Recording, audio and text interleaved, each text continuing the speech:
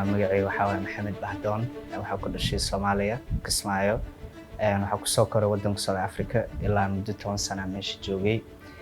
Kadibna waxaan u gudbay dhinacaasi Mareykanka. Laakiin hal abuurkayga wuxuu ku bilowday South Africa.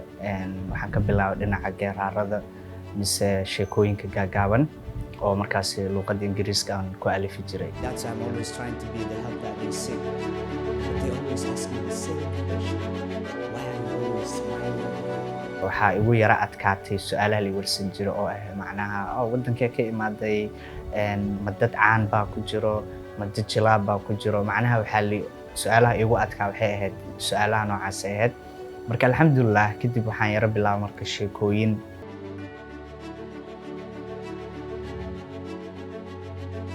waxyaabo badan oo igu kalifay midda ugu weyn ee tahay runtii hortaalay runtaasoo ilmaha Soomaalida luqad ma lahan. Waa luqad dadweyne baan leenahay. Fanaan haddaad dhegaysatid waa luqad dadweyne, filmaanta qaarkood haddaad dhegaysatid waa luqad dadweyne. Marka aniga qurbaan ku koray tusaalo, ilmaha aan la koray badankooda iyo dhalinyarada wax ay ku eg bay haysteen.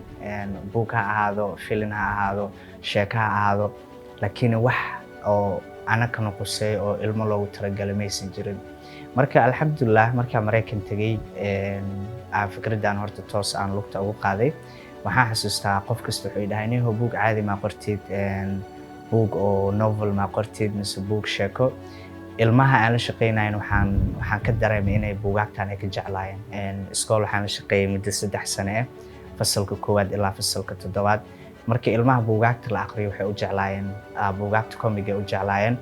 Taasina waxay tustay ilmo waxaa wax ku bari kartaa wax ayaga ay jecel yihiin, si ayaga ay u xiiseeyaan. Marka ilmaha sawirka iyo qoraalkan sawirka ay jecel yihiin sababtoo waa xasuustoodana saaid ay ugu dhigi kartaa. Markii ay tahayna buugaag oo ayaga u eg oo isku magac ay yihiin haba sii sheegin bo.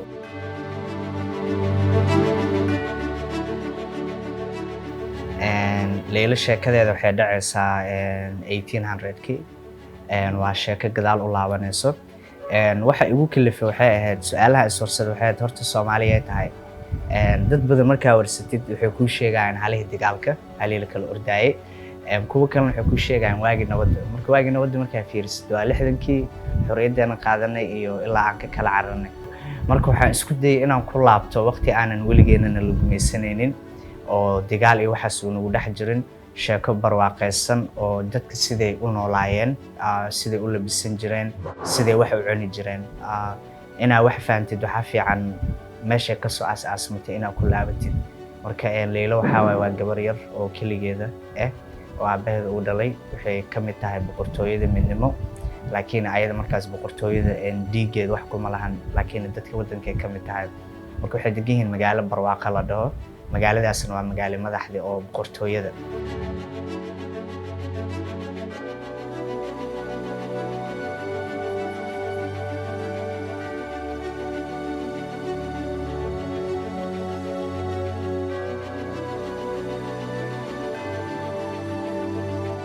Soomaaliga markaa wax ku qoraysid waa inuu professional ahaadaa, waa inuu qoritaanka iyo waxyaabo kasta hore u baahantay. Horta taas meel lagu sameeyay maanan joogin oo waddankii maanan joogin, dad badan oo iga caawiyay ma jirin. Laakiin muhiimadda ugu weyn oo Ingiriis aan ku daawacay waxay ahayd meeshaan joogo iyo carruurta joogto. Waa dad Ingiriis luqadooda koowaad uu yahay qaarkooda oo af Soomaali luqadda labaad uu yahay ayagoo Soomaali ah. Marka waxaan ka yara baqay haddaan af Soomaali xoog saaro dadkii aan dhex taagnaa oo inaan saameeyo aan rabay inay fahmi waayaan, anigana macnaha waqti beel daroobe ee u yara ekaato. Laakiin af Soomaali waa lagu soo turjumaya haddii la yiraahdo. Waxaan rajaynayaa ilaa 10,000 ilaa 5,000 ilaa 20,000 oo buug waxay noqotaba oo Soomaaliyeysan mustaqbalka dhow inaan iskuulada aan wada gelino oo si oo curriculumka loogu daro haddii la yiraahdo.